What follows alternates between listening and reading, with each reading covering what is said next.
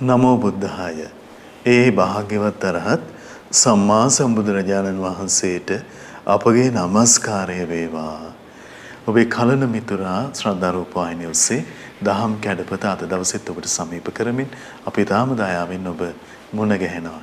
ඉතින් අපි දන්නවා ලෝකේ ප්‍රියමනාප සොඳුරු බොහෝ කාරණාවන්හි අපේ හිත අපි ඉතා ඉක්මනින්ම නවත්තනවා. බැඳීමටපත් වෙන මේ කරුණ ඔස්සේ.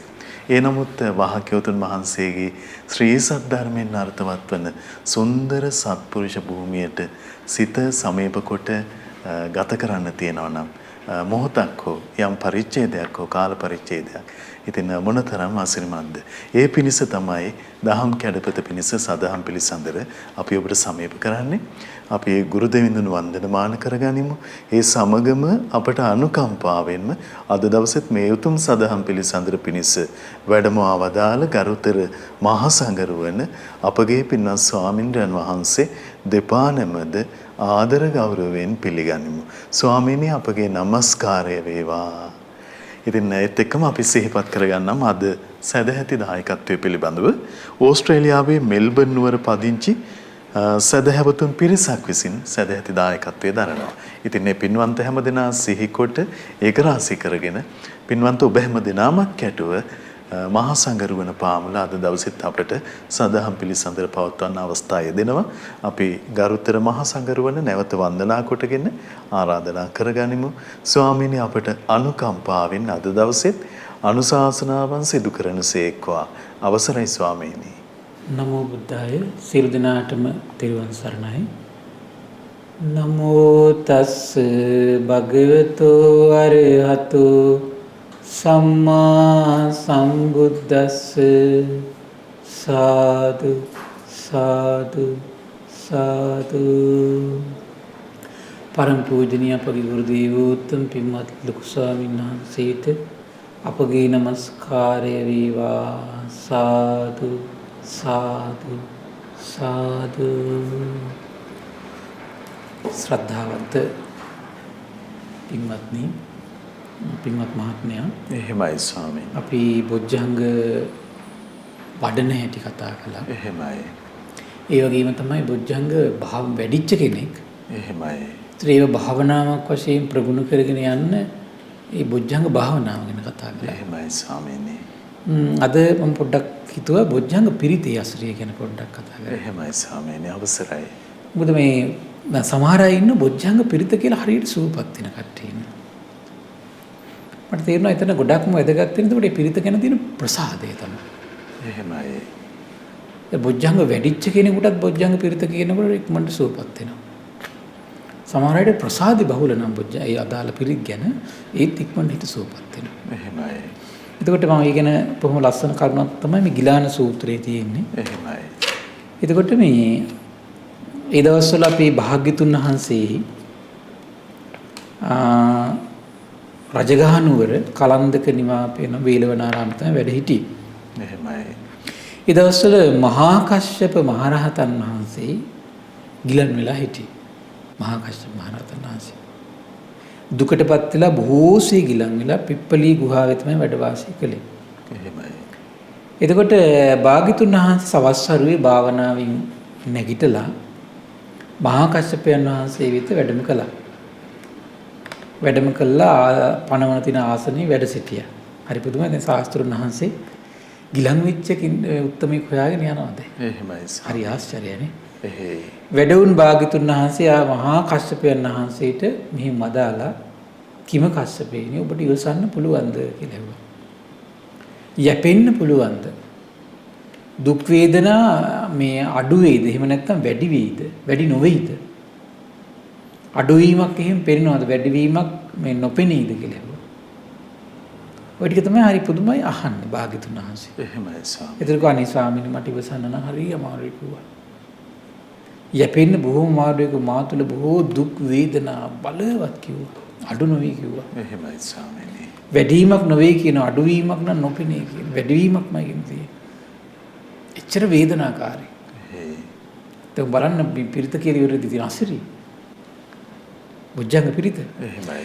කස්සපේනිට බුදුරජාණන් දේශනා කළා මා විසින් මේ සප්ත බොජ්ජංගයෝ මනවින් පවසන ලද්දාහුය.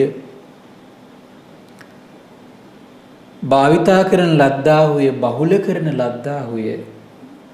ඒවා විශිෂ්ට ඥානයේ පිණිස, අවබෝධයේ පිණිස, නිවන පිණිස පවතිනා. මෙතන මේ මහා කස්සපත් බොජ්ජංගෙමි. එහෙමයි ස්වාමීනි. ලෝකෙට දැන් විවර වෙන විදිය මේ. එහෙයි ස්වාමීනි. නිවන පිණිස පවතිනාහුය. ඒ කවර සතද්දයත් කස්සපේනි සති සම්බොජ්ජංගේ වනාහි මා විසින් මනවින් පවසන ලද්දේය. භාවිතා කරන ලද්දේය. බහුල කරන ලද්දේය. ඒ විශිෂ්ට ඥානයේ පිණිස, අවබෝධයේ පිණිස, නිවන පිණිස පවතින්නේ කියලා සිහිය පිළිබඳව භාග්‍යතුන් වහන්සේ දැන් වර්ණනා කරනවා. එහෙමයි ස්වාමීනි. සිහිය පිළිබඳව වර්ණනා කරනවා. හරි ආ දැන් මෙතන කරන්නේ මොකද්ද? සිහිය වර්ණනා කරන එක තමයි කරන්නේ. එහෙයි. සති සම්බොජ්ජංගේ වනාහි මා විසින් පවසන ලද එකක්, භාවිතා කරපු එකක්, බහුල කරපු එකක්, විශිෂ්ට ඥාන ඉපදවන්න පවතින දෙයක්, අවබෝධයේ පිණිස, නිවන පිණිස පවතින්නේ කියලා භාගතුන් දැන් සිහි කරනවා. එහෙමයි. දැන් බලන්න මේ පිළිතේ අසලිය මේ ලැබෙන විදිහ හරි ආශ්චර්යයි. කස්සපේනි මේ වගේම ධම්මවිජය සම්බොජ්ජංගය, ධම්මවිජය සම්බොජ්ජංගෝකෝ මයා සම්මදක්ඛාතෝ භාවිතෝ බහුලීකතෝ අභිඤ්ඤාය සම්බෝධාය නිබ්බානාය සංවත්තති. කස්සපේනි මේ ධම්මවිජය සම්බොජ්ජංගේ මා විසින් මනවින් පවසන ලද්දේ, භාවිතා කරන ලද්දේ, බහුල කරන ලද්දේ, විශිෂ්ට ඥානයේ පිණිස, අවබෝධයේ පිණිස, නිවන පිණිස පවතින්නේ කියලා අරමුණු කරනවා. දැන් බලන්න කායිකව දුකින් පීඩාවෙන් වෙලිච්ච මේ රහතන් වහන්සේ. එහෙම කායික දුකින් පීඩාවෙන් වෙල්ලා තියෙන රහතන් වහන්සේ දැන් හිතට අරමුණු කරවන්නේ කොහොමද? සිහිය. අරමුණු කරවන්නේ කොහොමද? ධම්මවිජය. වර්ණනා කර කර එන බලන්න මේ කුසලයක් මේ ලෝකෙට වර්ණනා කර අරමුණු කරවන එකේ තියෙන වටිනාකම. එහෙමයි ස්වාමීනි. කුසලයක් දැන් තථාගතයන් වහන්සේ කරන්නේ ඒක මේ. දැන් බොජ්ජංග පිරිත කියන්නේ ඒක. එහෙමයි. මේ ලෝකේ කෙලෙස් දුරු කරන අවබෝධයේ පිණිස පවතින මේ අද ඉතින් ලෝකයා අතර වර්ණනා නොවුනාට සත්පුරුෂ ජනයා අතර එහෙමයි. ප්‍රඥාවන්ත සිහිය තියෙන සත්පුරුෂයන් අතර මේක හිත සුවපත් කරපු දහම් හතක්. එහෙමයි ස්වාමීනි. හිත සුවපත් කරපු දහම් හතක් නේ. එහෙයි. කස්සපේනි විරිය සම්බොජ්ජංගේ වනාහි මා විසින් මනවින් පවසන ලද, ඒ වගේම භාවිතා කරන ලද්දේ, බහුල කරන ලද්දේ, විශිෂ්ට ඥානයේ පිණිස, අවබෝධයේ පිණිස, නිවන පිණිස පවතින්නේ කියලා බුදුරජාණන් වහන්සේ ආය වීරියත් වර්ණනා කරනවා. එහෙමයි. දැන් බලන්න මේ කිටි කියලා නේ. දැන් අපිට හිතනවා දැන් මේ කෙටියෙන් නේද වර්ණනා කරන්න කියලා ඉවරලා. එහෙමයි සර්. ප්‍රඥාවන්ත ලෝකෙට මේක හරි සමීපයි. එහෙයි. අද ඒකට මේ මොකද්ද මේ ප්‍රශ්නේ? සිහිය ප්‍රඥාව යටුවක් තියෙනවා. එහෙයි. අද රසබර කතාවලටනේ ගොඩක් අය කැමති. නැද්ද බලන්න. එහෙමයි. රසබර කතාවලට කැමති. දැන් බලන්න මේ රහතන් වහන්සේලා කැමති කතා, රසබර කතා මේව තමයි. එහෙමයි. කස්සපේනි ප්‍රීති සම්බොජ්ජංගේ වනාහි මා විසින් මනවින් පවසන ලද්දේ, භාවිතා කරන ලද්දේ, බහුල කරන ලද්දේ, විශිෂ්ට ඥානයේ පිණිස, අවබෝධයේ පිණිස පවතින්නේ කියලා ඊළඟට මොකද ප්‍රීති බොජ්ජංගේ ගැන වර්ණනා කළා. එහෙමයි. කස්සපේනි පස්සද්ධි සම්බොජ්ජංගේ වනාහි මා විසින් මනවින් පවසන ලද්දේ, භාවිතා කරන ලද්දේ, බහුල කරන ලද්දේ, විශිෂ්ට ඥානයේ පිණිස, අවබෝධයේ පිණිස, නිවන පිණිස පවතින්නේ කියලා පස්සද්ධි වර්ණනා කළා. එහෙමයි. කස්සපේනි සමාධි සම්බොජ්ජංගේ වනාහි මා විසින් මනවින් පවසන ලද්දේ, භාවිතා කරන ලද්දේ, බහුල කරන ලද්දේ, විශිෂ්ට ඥානයේ පිණිස, අවබෝධයේ පිණිස, නිවන පිණිස පවතින්නේ කියලා වර්ණනා කළා. එහෙමයි. කස්සපේනි උපේක්ෂා සම්බොජ්ජංගේ වනාහි මා විසින් මනවින් පවසන ලද්දේ, භාවිතා කරන ලද්දේ, බහුල කරන ලද්දේ, විශිෂ්ට ඥානයේ පිණිස, අවබෝධයේ පිණිස, නිවන පිණිස පවතින්නේ කියලා හිතට අරමුණු කරමින් දැන් රහතන් වහන්සේ නමක්නේ. එහෙමයි. රහතන් වහන්සේ නමගේ හිතට අරමුණු කරමින් වර්ණනා කරනවා. එහෙමයි. කස්සපේනි මා විසින් මේ සප්ත බොජ්ජංගියෝ මනවින් පවසන ලද්දාහුය, භාවිතා කරන ලද්දාහුය, බහුල කරන ලද්දාහුය, විශිෂ්ට ඥානයේ පිණිස, අවබෝධයේ පිණිස, නිවන පිණිස පවතිනාහුය කියලා වර්ණනා කළා. එහෙමයි. එහෙම කියද්දිම තග්ග සුගත බොජ්ජංගා තග්ග සුගත බොජ්ජංගාදී කියලා එකපාරට උදාහරණයක් පහළ වුණා කස්සපයන් වහන්සේගේ මුස්ලිම් මණ්ඩලය. එහෙමයි. භාග්‍යතුන් වහන්සේ ඒකාන්තයෙන් මේවා බොජ්ජංගයෝය සුගතයන් වහන්සේ ඒකාන්තයෙන් බොජ්ජංගයෝය කියලා උදාහරණයක් පහළ වුණා. බුදුරජාණන් වහන්සේ මේ දේශනා වදාලා මහා කස්සපයන් වහන්සේ මේක සතුටින් පිළිගන්නකොට මොකද උනේ? මහා කස්සපයන් වහන්සේගේ අර කටුක තියුණු වේදනාවක් වුණේ කියලා ගියා. එහෙමයි ස්වාමීනි. කොහොමද කුසල් කාලයක් වඩනකොට අරමුණු කරවන්න විතරයි ඕනේ. එහෙමයි. සිහි කරවල දෙන්න විතරයි ඕනේ. එහෙමයි. එහෙනම් බුදුරජාණන් වහන්සේ ගැන තියෙන පැහැදීම ජීවිත කාලෙන් වඩන්න ඔබට අන්තිම කාලේ අරමුණු කරවන්න විතරයි ඕනේ. එහෙමයි ස්වාමීනි. ධර්මයේ ගැන තියෙන සංගය ගැන තියෙන පැහැදීම ජීවිත කාලෙම දියුණු කර කර ඉන්න. මේ ධර්මයේ ගැන ධර්ම ශ්‍රවණය කරමින් ධර්මයේ ගැන ප්‍රසාදය උපද්දන්න. එහෙමයි. කල්යාණ මිත්‍ර ඇසුර පවත්වමින් ප්‍රසාදය උපද්දන්න. එතකොට ඒක ඔබට යම් දවසක අරමුණු වෙද්දිම අර මේ මෙච්චර කායික වේදනා පීඩා විඳිද්දී අර කාලය දියුණු කරපු බොජ්ජංග තුල මනමින් හිත පිහිටියේ යම්සේද තමන්ගේ ජීවිතයේ තුල කරන යම් පින් ඇද්ද කුසල් ඇද්ද කාලයක් නැවත බහුල කරන්න මොකද වෙන්නේ?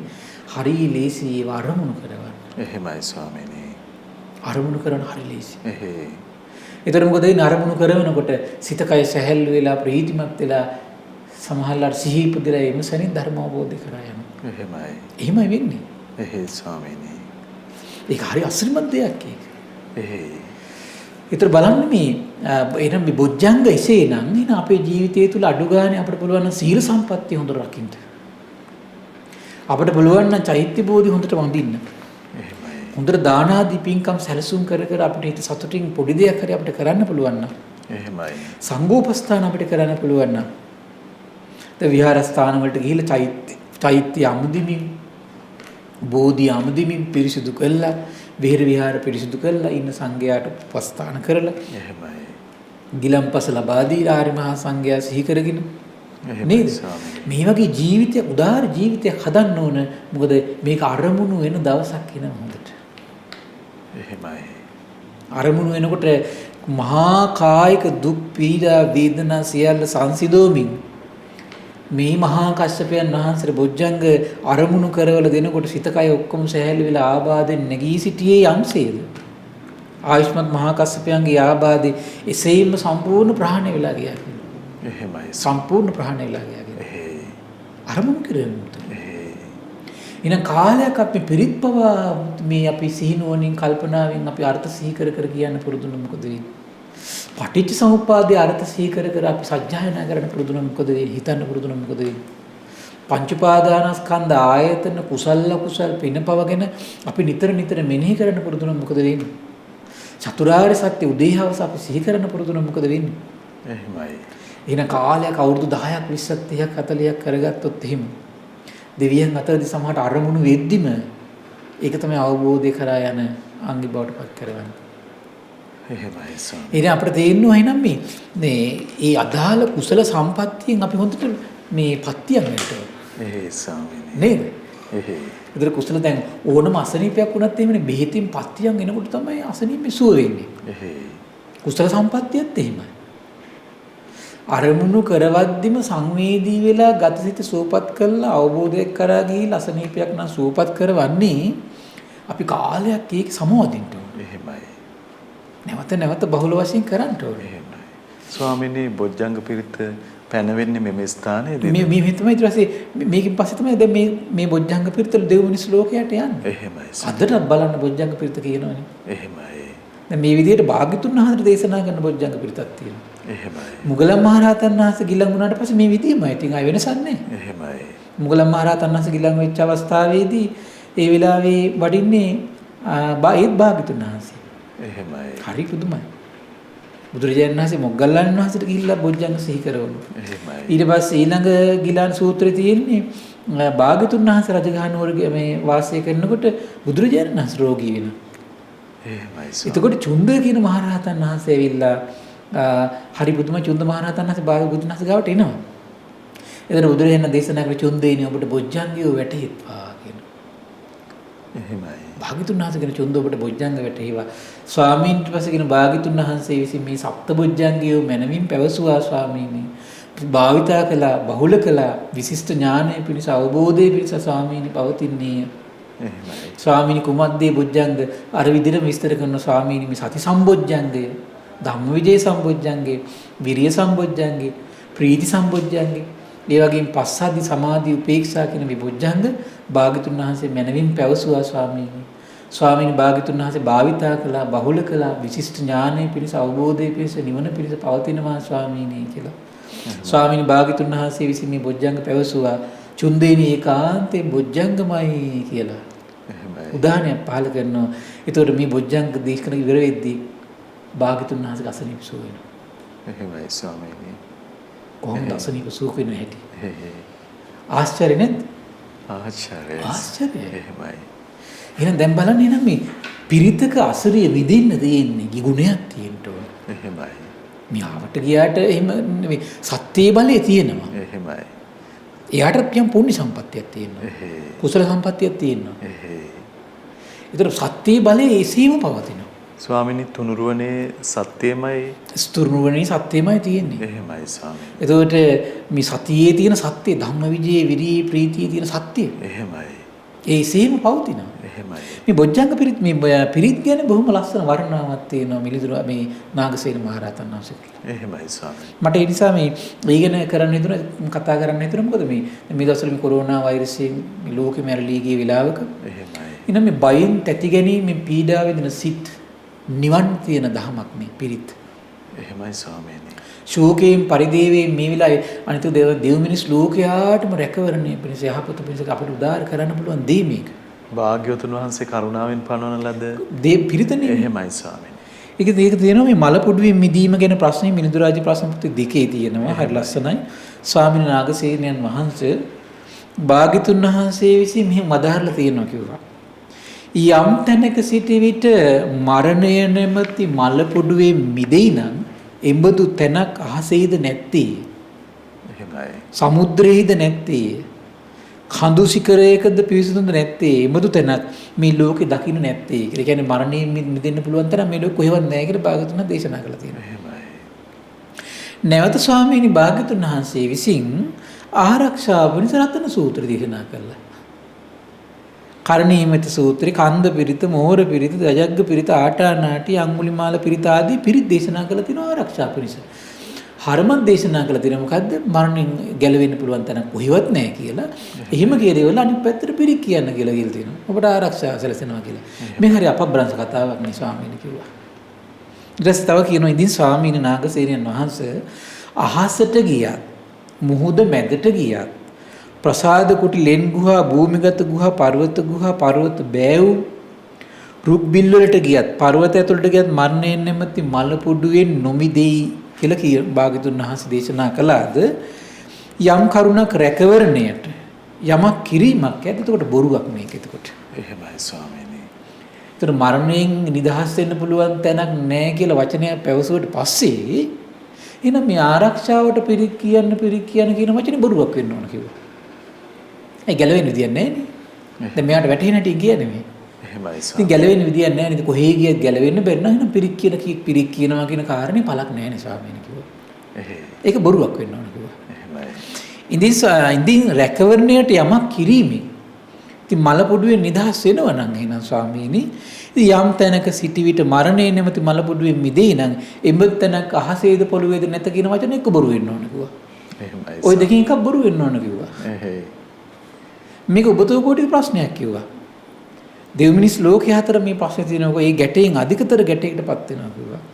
ඒ ඔබ වහන්සේ විතර ඕන් ආවා දැන් පුළුවන් නම් ලියන්න කිව්වා. එහෙමයි සර්. ඊට පස්සේ හරි ලස්සනට මේක ලියනවා.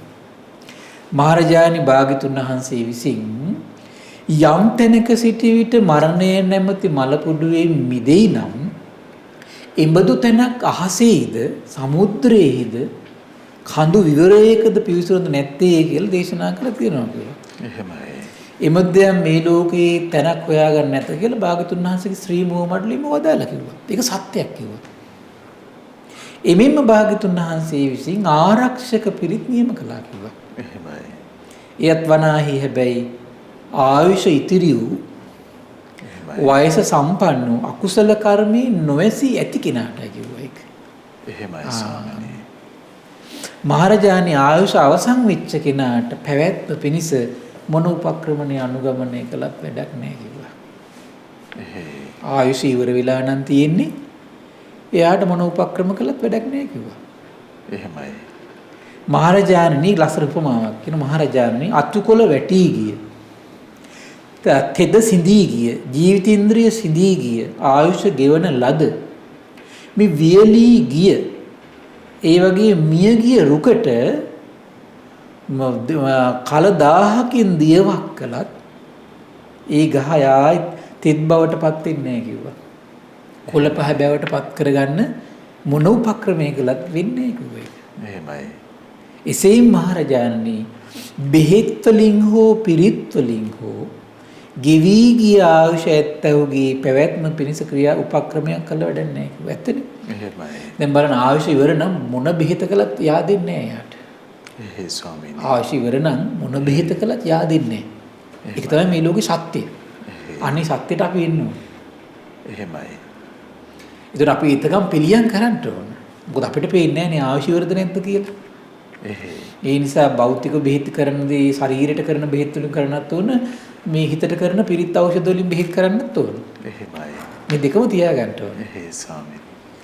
හැබැයි ආයුෂ ඉවර නම් ඒ ප්‍රයෝජනයක් නැහැ කියනවා. ඒ ක්‍රියාවේ. හරි ලස්සන විශ්මත විග්‍රහයක් මේක. මහරජාණන් පොළොවේ යම්තාක් ඖෂධ බෙහෙත් ඇද්ද ආයුෂ ගෙවි ගිය තැනැත්තාට බෙහෙතින් කළ යුතු දෙය සිදු නොවන්නේ කියනවා. ආයුෂ ඉවර නම් මහ පොළොවේ කොච්චර බෙහෙත් තිබුණත් ඒකින් මෙයාට ප්‍රතිකර්මයක් කරන්න බෑ කියනවා. එහෙමයි.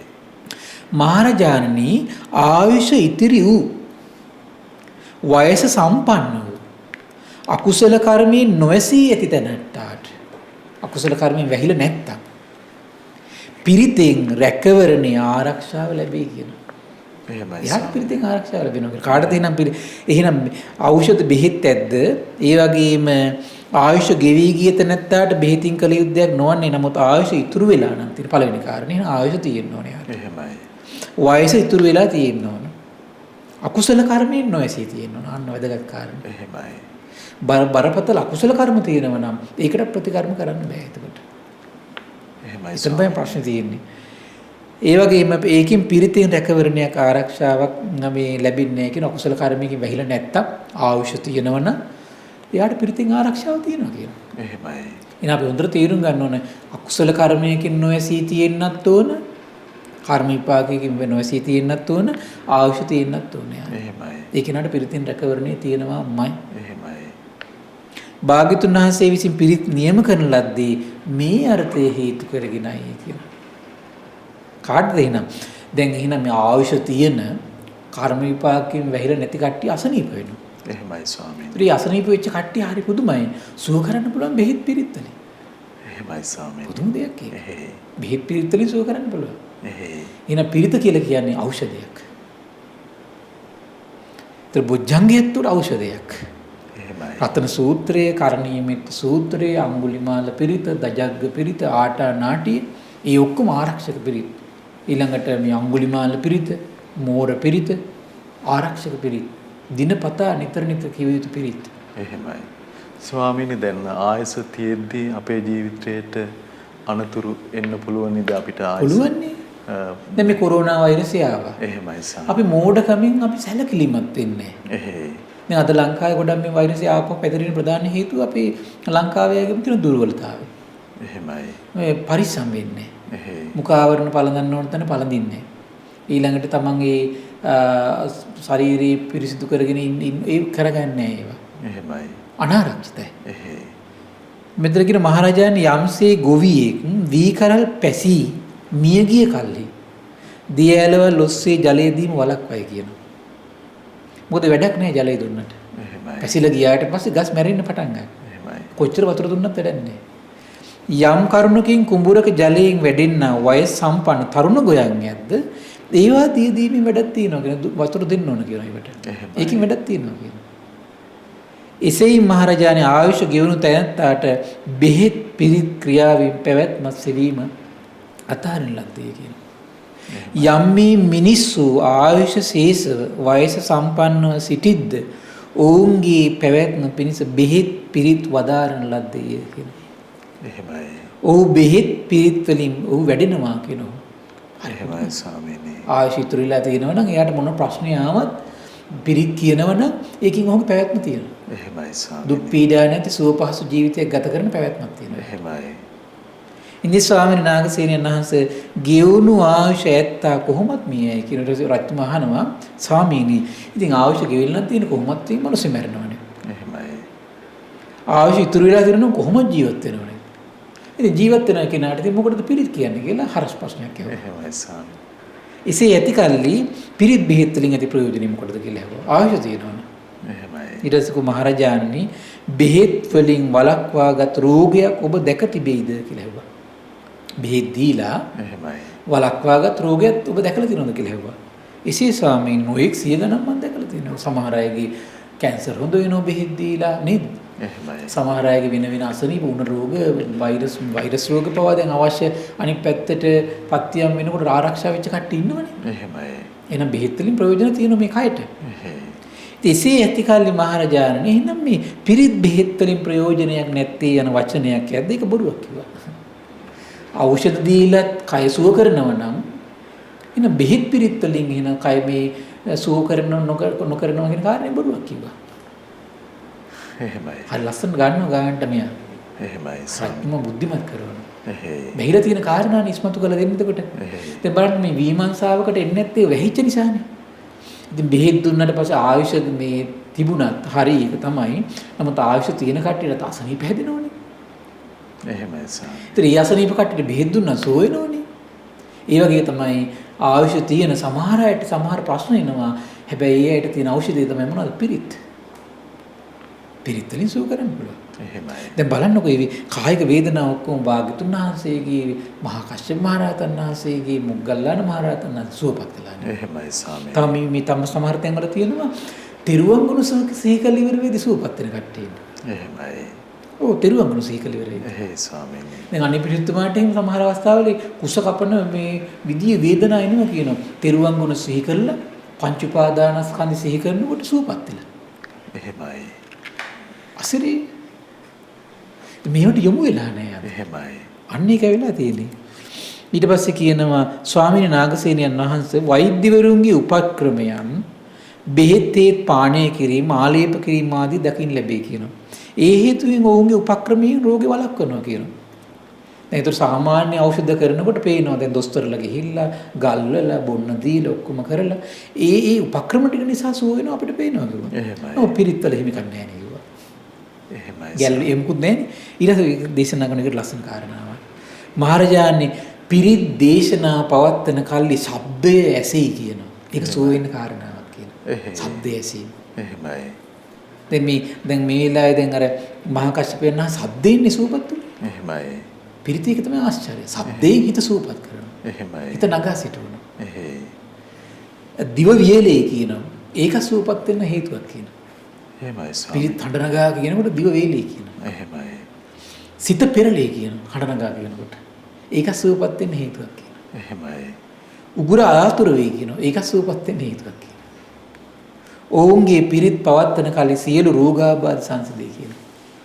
ඔවුන්ගේ එහෙමයි. කාගේද?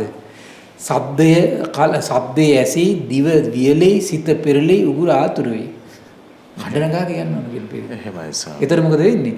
එසේ පවත්තන කල්ලි සියලු රෝගාබාධ සංසිඳී සියලු අන්තරායෝ මේ අන්තරායෝ පහළ වෙති කියනවා. එහෙමයි ස්වාමීනි. ඊළඟට කියන මහරජාණන් සර්පයෙකු විසින් දෂ්ට කළ තැනැත්තා කිසියම් මන්ත්‍ර ජප කිරීමකි. එහෙමයි. විස බස්සවන ලද්දේ වමනය කිරීම විරේක කිරීම ආදීන් මේ විස ඖෂධයෙන් සෝදා දමන ඔබ දැක තිබෙනවාද කියලා. ඒක අර තිබිච්ච සිද්ධිනේ. අදටත් තියෙනවනේ. සර්පෙක් දෂ්ට කළාට පස්සේ මන්ත්‍ර ජප කළා විස බස්සන සිද්ධිය අදටත් තියෙනවා. එහෙමයි. ඒ වගේම විරේක කරන ඒවා විස මේ ඖෂධයෙන් සෝදන ඒවා විස ඖෂධයෙන් සෝදන ඒවා. එහෙමයි. එසේ ස්වාමීන් අද මම මේකල ලෝකේ බොහෝ මම දැකලා තියෙනවා කියනවා. ඊට පස්සේ කියනවා එසේ මහරජාණන් පිරිත් බෙහෙත් ක්‍රියාව ප්‍රයෝජනයක් නැති යන වචනේ බොරුවක් වෙයි කියනවා. එහෙමයි. පිරිතෙන් ආරක්ෂාව ලැබූ කල්හි මහරජාණන් පුරුෂයෙකුට දෂ්ට කරනු කැමති සර්පයා දෂ්ට නොකරයි කියනවා. එහෙමයි ස්වාමීනි. හරි පුදුමයි. විවර කළ මුඛය වසාගනී කියනවා. සොරුන් විසින් ඔසවාගත් මුගුර ඇඟට නොවදී කියනවා. පිරිත් කියන කෙනාට. එහෙමයි. ඔහු මුගුරු බැහැර දමා ප්‍රේමයෙන් ළඟට එයි කියනවා. පිරිත් කියන කෙනාට. එහෙමයි. කිපුණු හස්තියා ළඟට දිවවුත් නවතී කියනවා. පිරිත් කියන කෙනාට. එහෙමයි. දැල්වෙන මහා ගිනිකඳ පවා ළඟට පැමිණ නිවී කියනවා. පිරිත් කියන කෙනාට. එහෙමයි. කැවුණු හලාහල විස පවා බෙහෙතක් බවට පත් වෙනවා කියනවා. පිරිත් කියනවනේ. එහෙමයි. මේ ශ්‍රද්ධාවෙන් මේක කරන්න පුළුවන් නම් නේද? එහෙමයි. කොච්චර අසනීප සුව කරන්න දක්ෂ වේද? මේක මේ ශ්‍රද්ධාව නැතිකම නෙදීන්නේ. උදාාර රැකවරණයක් ස්වාමීනි. උදාාර රැකවරණයක්. එහෙමයි. ආහාරයක් වශයෙන් හරි මේ දැන් ශරීරවලට දීපු විස ආහාරයක් විදිහට හරි දිරවල යනවා කියනවා. එහෙමයි. මේ පිරිත් කියන කෙනා. දැන් ඔය එක විස දෙනවා, පානිවින, කොඩිවින, හූනියම් කරනවා කියලා කියනවා. එහෙමයි. මේවම හරි පුදුමයි මේ ආහාරයක් වශයෙන් දිරවල යනවා කියලා. පිරිත් කියනවා හරියට. නසනු කැමැතිව පැමිණි වදකියෝ ළඟට පැමිණ දාසියෝ වෙති කියන පිරිත් බලය. එහෙමයි ස්වාමීනි. පයට පෑගෙන උගලට හසු නොවේ කියනවා පිරිත් බලය. එහෙමයි. පිරිතේ අසිරි. ස්වාමීනි මොන තරම් රැකවරණයක්. මොන තරම් රැකවරණයක්ද පිරිත. එහෙමයි.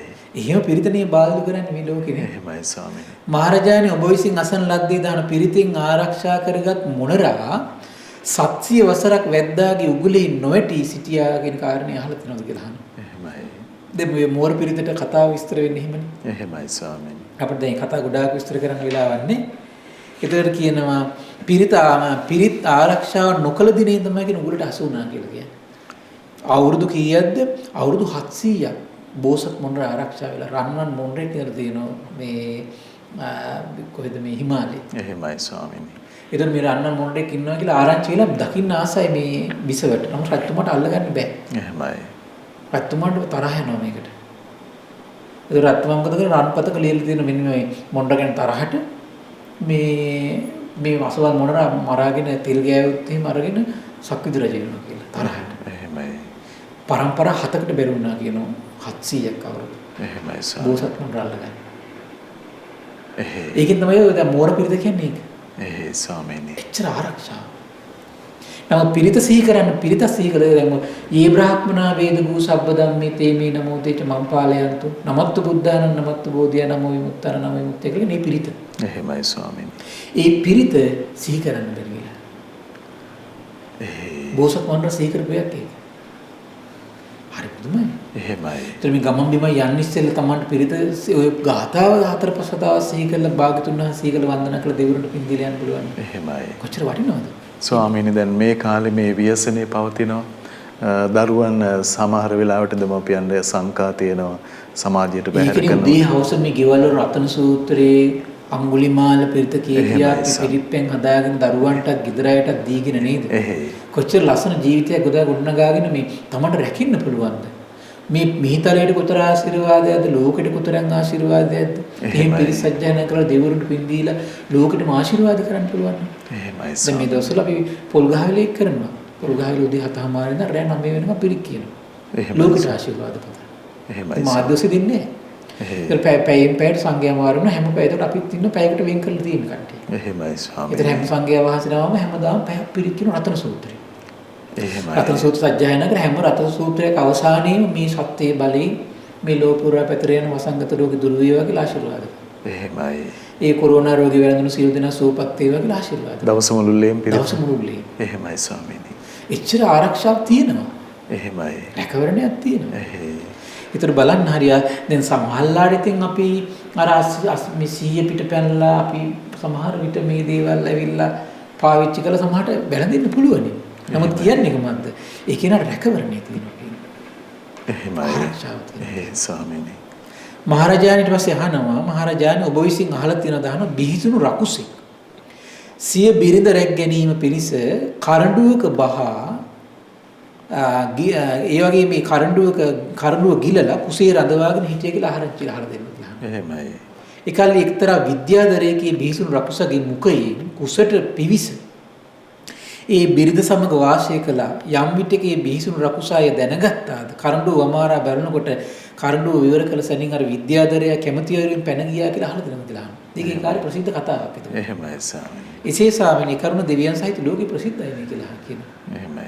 මහරජාණන් විද්‍යාදරය රකුසාවි ග්‍රහණයෙන් මිදුනේ මන්ත්‍ර බලයෙන් නේද කියලා අහනවා. එසේ ස්වාමීනි කියලා අහනවා. එහෙමයි. එසේ වීනම් මහරජාණන් පිරිතේ බලයක් නැද්ද කියලා අහනවා. එහෙමයි. අර වගේ නීච මන්ත්‍රවලත් එච්චර බලයක් තියෙනවා නම් එහෙනම් පිරිතේ බලය කියලා කියන්නේ බුදු කෙනෙක්ගේ පරම සත්‍යයෙන් එහෙමයි ස්වාමීනි. නිකලෙස් සිතක සත්‍යක්‍රියාවක්. එහෙමයි.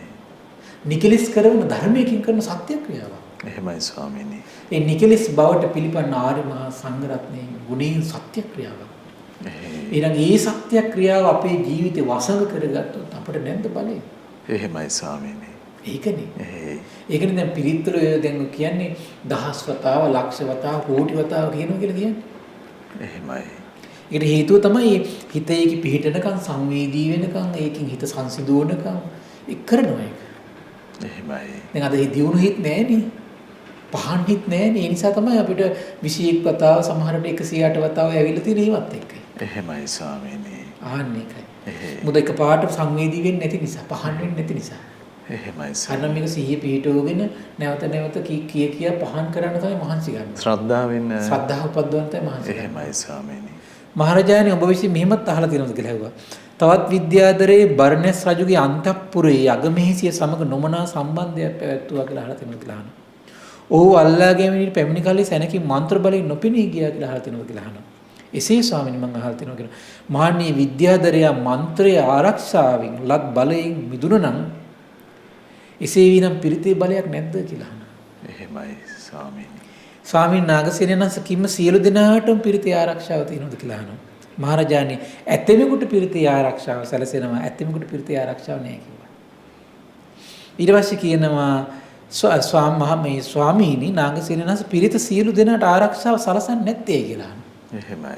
ඒ මහරජාණන් භෝජනය කනබොන දේවල් සියල්ලගේම ජීවිතේ රකීද කියලා අහනවා. නෑ ස්වාමීනි ඇතෙම්මගේ ජීවිතේ කන බොන දේවල් වලින් රකින්නවා කියන සමහර අයගේ ජීවිතේ රකින්නේ නැහැ කියන කාරණේ මොකද්ද කියලා අහනවා. ස්වාමීනි ඒ භෝජනයම ඇතෙමෙක් වැඩිපුර අනුභව කරලා දිරෝ ගන්න බරු මැරිලා යනවා කියලා. එහෙමයි. එහෙනම් ජීවිතය දෙන්න තියෙන භෝජනයම වැඩිපුර පාවිච්චි කළා මොකද මනස ගන්න. එහෙමයි. එසේ වීනම් මහරජාණනි භෝජනයේ සියල්ලගේම ජීවිතේ නොරකී නේද කියලා අහනවා. ස්වාමීන් නාගසේනයන් වහන්සේ දෙකරුණකින් භෝජනයේ ජීවිතය හැරදමයි කියන මොකද්ද? වැඩිපුර කෑමෙනුත් ජීවිතය නැති කළ දානවා කියනවා. කුසගින්න දුර්වල බැවිනුත් මේ වනසලා දානවා කියනවා. ස්වාමීන් නාගසේනයන් වහන්සේ ආයුෂ දෙන්නා වූ භෝජනයේ නපුරු මේ උපචාරයෙන් ජීවිතය නැසයි කියනවා. එහෙමයි. එහෙමනේ දැන් සමහර වෙලාවට බඩගිනි වේදනාව වැඩිකමට කාගෙන යනවා මැරෙනවා. එහෙමයි. ඒතර ජීවිතේ දෙන්න තියෙන ආහාරයම ජීවිතේ වනසන්න හේතු වෙලා තියෙනවා. ඒක කුමක් නිසාද ඒක? නුනුවණින් තොරව භෝජනය ගැනීම නිසා. එහෙමයි. ඒකනේ භෝජනයේ මාත්‍රා පුරුදු කරන්න කියලා අපි සබ්බාස සූත්‍රය කතා කළේ. එහෙමයි ස්වාමීනි. දැන් අද ගොඩාක් අසනීප තියෙන කුමක් එක නිසාද? ඩයබටික් කියයි කොලෙස්ටරෝල් කියයි ඔක්කොම ප්‍රශ්න තියෙන කුමක් නිසාද? මේ ඇත්තටම ආහාර පාන කියන එක තමන්ට නුවණින් කල්පනා කරලා ගන්න දක්ෂ නැති නිසා. එහෙමයි. දක්ෂ නැති නිසා. එහෙනම් ඒ ජීවිතේ රකින්න තියෙන භෝජනයේම ශරීරය අසනීප කරගෙන මරණ මංචකයට වැටෙන්නේ නැද්ද? ඒතර භෝජනයේ ප්‍රශ්නයක්ද ගන්න කෙනාගේ ප්‍රශ්නයක්ද? ගන්න කෙනාගේ ප්‍රශ්නය. එහෙමයි ස්වාමීනි. ඔය වගේ තමයි.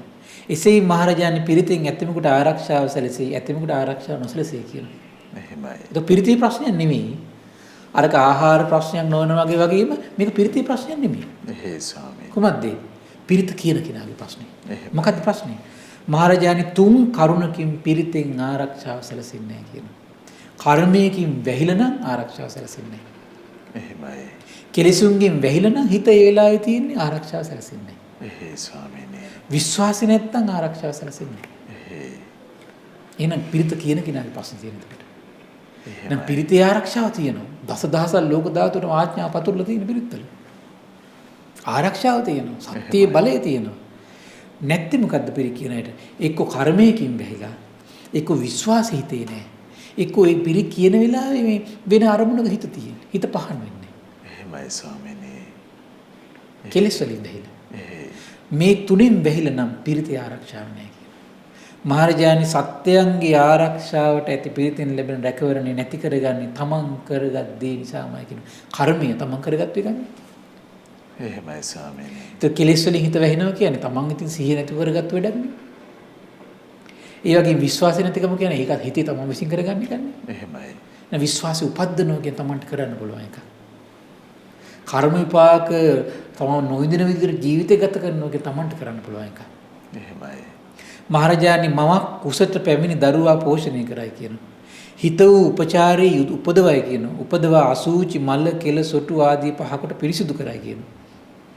උතුම් සුවඳ වර්ග ඇඟ තවරයි කියනවා. ඔහු පසු කලක අනුන්ගේ පුත්‍රයන් හට ආක්‍රෝෂ කරන්නේ පහර දෙන්නේ වේ කියනවා. එවිට ඔහුට කිපි පිරිසින් ඇදගෙන ගොස් ස්වාමියා ළඟට පමුණුවත් කියනවා. එහෙමයි. අර ආදරෙන් හදාගත්ත පුතා. ඉතින් ඇගේ පුත්‍රයා සීමාව ඉක්මවාගේ වරදකරුවෙක් වෙයි නම් එකල්ලි ස්වාමියාගේ මිනිස්සු ඔහුට දඬු මුගුරු ඒ වගේම ධන මිටියෙන් තලයි කියන පෙලයි කියන තන මිටිය. මහරජාණන් එකල්ලි කිම ඔහුගේ මව ඒ ස්වාමියාගේ ග්‍රහණයෙන් තම පුතු ඇද තමා වෙතට පමුණවා ගන්න පුළුවන්ද කියලා එහෙමයි. කරන්න බෑ කියන ස්වාමීන්. මහරජාණන් කවර කරුණක් නිසාද අම්මගේ ප්‍රශ්නයක්ද? එහෙමයි. නෑනේ ස්වාමීන් තමන්ගේ වරද නිසා කියලා. එහෙසම්. කොල්ලගේ වරදනේ. කොල්ලා හොඳට හැදුවා. එහෙමයි. වරද්ද ගත්තේ කවුද? කොල්ලා. එහෙමයි සාමි. අම්මගේ වරදක් නෙමෙයි. එහෙයි. එසේම මහරජාණන් සත්‍යයාගේ ආරක්ෂාවට ඇති පිරිද තමන්ගේම වරදින් වඳ බවට පත් වේ කියලා. එහෙමයි ස්වාමීනි. වඳ බවට පත් වෙන්නේ කොමක් නිසාද? තමන්ගේ ප්‍රශ්න නිසා. වඳ බවට පත් වෙනවා කියන්නේ පිරිත් කියනවා තමන්ට සිත සැලසෙන්නේ. ඒක තමයි පිරිත් වඳ බව කියලා කියන්නේ. එහෙමයි. තමන්ගේ ප්‍රශ්නයක් තියෙන්නේ. එක්ක කර්ම විපාකකින් තමන්ගේ හිත වැහිලා. එක්ක ක්ලේශයකින් වැහිලා. එහෙම නැත්නම් විශ්වාසය හිතේ බහුල නැහැ. එහෙමයි. ඒක තමයි වඳ බවට පත් වෙන්න හේතු වෙන්නේ. එහෙ ස්වාමීනි. පිරිත් කියනවා වඳයි. වඳ කියන්නේ ප්‍රතිඵල නැහැ. ගස් වඳ වෙනවා කියලා කියන්නේ. එහෙමයි ස්වාමීනි. ඒ කියන්නේ ඵල හටගන්නේ නැහැ ගහේ. ඒ ගස් වලට කියන වඳ ගස් කියලා. ඒ වගේ පිරිත් කියනවා ප්‍රතිඵල ලැබෙන්නේ. කුමක් නිසාද? කර්ම විපාකයෙන් වැහිලා, ක්ලේශයකින් වැහිලා, විශ්වාස නැතිකමෙන් තියෙන්නේ. ඒ නිසා අර පිරිත් කොච්චර කිව්වත් වඳයි ප්‍රතිඵල එන්නේ. කොහොමද මේ පිරිතේ අසිරිය නේද? ස්වාමීන් වහන්සේ කියනවා ය ස්වාමීන් නාගසේන නැහත උතුම් සංඝයා තුලින් උපන් ඔබ වහන්සේ කරා පැමිණි ප්‍රශ්නේ මනමින් මිනිස්ත්‍ය කළා ස්වාමීන් සාදු සාදු කියනවා. එහෙමයි. ග්‍රහණය නොග්‍රහණය කරන ලද්දේ කියනවා. අඳුර එලියක් කළා ස්වාමීන් දෘෂ්ටිචාලේ ස්වාමීන් ලිහලා දැම්මානේ කියලා. එහෙමයි. මෛත්‍රී සතුටටපත් වෙනවා. එහෙයි. බලන්න මේ බොජ්ජංග තුනේ පිරිත්වල තියෙන අසිරිය. ඒතර ජීවිතේට එනම් දැන් බලන්න දැන් මේ බොජ්ජංග ධර්ම වැඩිච්ච ශ්‍රාවකයෙකුට ඒ වගේ බොජ්ජංගේ හිත සලසන්න පුළුවන්. බොජ්ජංග ගැන හොඳ පහන් හිතක් තියෙනවා හිත සලසන්න පුළුවන්. එහෙමයි. දැන් මේ කිව්ව රතන සූත්‍රය, ඒ කරණීයමෙත්ත සූත්‍රය, ඒ වගේම කන්ද පිරිත, මෝර පිරිත, ඒ වගේම අඟුලිමාල පිරිත, ඒ වගේම ආටානාටි ආරක්ෂාව, දජග්ග පිරිත. මේ විශේෂයෙන් ආරක්ෂාව පිණිස දේශනා කරපු පිරිත. ඉතින් මේ පිරිත් තුළ උදේ හවස සැදැහැ සිතින් පහන් සිතින් තිරුවන්ට නමස්කාර කරමින් ඇලී වාසය කරමින් සජ්ජායනා කරන්න පුරුදු වෙන්න ඕන. එහෙමයි. ඒතකොට අපේ මේ ජීවිතයේ බහුල වශයෙන් මේ ධර්මයන් පුරුදු කරගන්න බැරිනොත් පිරිති අසරි ආරක්ෂාව අපිට තියෙනවා. එහෙමයි ස්වාමීනි. ඒතර ඊට අමතරව වෙන අපිට තේරුම් ගන්න ඕන එතකොට මේ පටිච්චසමුප්පාදේ පංච උපාදානස්කන්ධය වගේ මේ දහම් පරියායන් නිතර මානසිකාර කරලා තියන්න ඕන. එහෙමයි ස්වාමීනි. බහුල කරලා තියන්න ඕන. එහෙයි. තිරුවන් ගුණ බහුල කරලා තියන්න ඕන. අනිත්‍ය සංඥා බහුල කරලා තියන්න ඕන. එහෙමයි. ඒකට හේතුව තමන්ගේ හිත සංවේදී වෙන පණිවිඩේ සසරද කොහේද හරි ලැබෙන්න පුළුවන්. සමහරවිට මේ ධර්මයේ ශ්‍රවණය වෙනකොට කී දෙනෙක්ගේ හිත පිරිදට සංවේදී වෙන්නේ නැද්ද? එහෙමයි ස්වාමීනි. කී දෙනෙක්ගේ හිත බොජ්ජංග වලට සංවේදී වෙන්නේ නැද්ද? එතකොට දෙව් මිනිස් ලෝකයාගේ සිත එහෙනම් බලන්න මේ කුසල අරමුණු සංවේදී කරවන අරමුණු කරවන ප්‍රධාන පුණ්‍ය කර්මය තමයි මේ ධර්ම දේශනාමය පින්කම. ඒ ධර්ම දේශනාමය පින්කමෙන් මේ අහන බොහෝ පිරිසගේ සිත් සතන්. ඒතර මේ කුසල ධර්මයන්ගෙන්, තිරුවන් ගුණයන්ගෙන් මේ කුසල සම්පත්තියෙන් අරමුණු කරව කරව එයාගේ සිත් කුසල සම්පත්තියට පහදවනවා නම් හිත පිහිටවනවා නම් දැන් බලන්න භාග්‍යතුන් වහන්සේ බොජ්ජංග වර්ණනා කරනකොට බොජ්ජංග තුල හිත පිහිටියා. එහෙමයි ස්වාමීනි. සූපත් වුණා. එහෙනම් බලන්න කුසල සම්පatti ලෝකෙට වර්ණනා කරන දෙව් මිනිස් ලෝකයෙන් හිත මොකද වෙන්නේ? සූපත් වෙනවා. එහෙමයි. හිත සූපත් කරනවා. ඒ ස්වාමීනි. ඒතර මේ එහෙනම් දෙව් මිනිස් ලෝකයාගේ හිත සූපත් කරන උදාාර පිනක් තමයි කොහොමද? ධර්මයේ කියලා දෙනවා කියන්නේ. ඒතර දෙව් මිනිස් ලෝකයාගේ හිත ධර්මයේ කියවමින් කුසල සම්පත්තියෙන් සූපත් කරනවා නම් සසර පුරාවට තමන්ගේ හිත සූපත් කරන අනිවාර්යයෙන් මේ පින් හේතු වාසනා වෙනවා. ඒ නිසා මේ පින්වත් සියලු දෙනාට සසර පුරාවට ධර්මයෙන් සිත් සතන් සූපත් කර කෙලෙස් දුරු කර ගැනීම පිණිසම මේ පුණ්‍ය සම්පත්තිය හේතු වාසනා වේවා. සාදු සාදු සාදු. සියලු දෙනාට තෙරුවන් සරණයි. නමෝ බුද්ධාය. ඉතින් අපට අනුකම්පාවෙන් අද දවසෙත් අපේ පින්වත් ස්වාමින් වහන්සේ උතුම් සදහම් පිළිසඳර පවත්වා වදාළ බොජ්ජංග පිරිත් ධර්මයන්ගේ අනන්ත ආනුභාවය පැහැදිලි කරගනිමින් අපට දහම් පරයය පහදා දෙන්නට යෙදුනේ පින්වත් ස්වාමින් වහන්සේ. ඉතින් ඒ අපට අනුකම්පා ඇති පූජනීය මහා සංඝරත්නය අපි හැමදෙනාම ආදර ගෞරවයෙන් වන්දනමාන කරගනිමු. ස්වාමිනී අපගේ নমස්කාරය වේවා.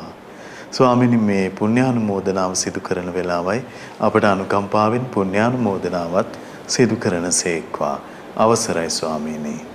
පින්වත්නි අද දින දහම් කැඩපත ධර්ම දේශනාව සඳහා අනුග්‍රහය දරන්නේ ඕස්ට්‍රේලියාවේ මෙල්බන් නුවර පදිංචි සදහැවත් පිරිසත් ඒක රාශී වෙලා ඉතින් මේ රැස් කරගත් උදාාර පුණ්‍ය සම්පත්තිය ගටිකාර බ්‍රහ්මරාජයා සහම්පති සනන් කුමාර බ්‍රහ්මරාජයා සක්දෙවිඳුන් සතරවරන් රජදරුවන් සිම්පත් දෙවිවරු ඉෂ්ඨකාමී දෙවිවරු ඒ වගේම ප්‍රදේශ භාර පළාත් භාර දෙවිවරුන්ට මේ පින් අනුමෝදන් වේවා.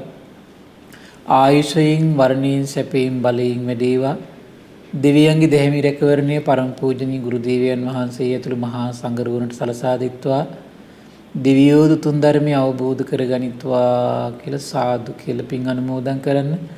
ඒ වගේම රැස් කරගත් උදාාර පුණ්‍ය සම්පත්තිය පරම පූජනීය ගුරු දේවයන් වහන්සේ ඇතුළු මහා සංඝරත්නයට අනගාരികා මෑණිවරුන්ට උපාසක දරුවන්ට මේ පින් අනුමෝදන් වේවා. නිදුක් නිරෝගී සුවපත් භාවයේ සැලසේවා.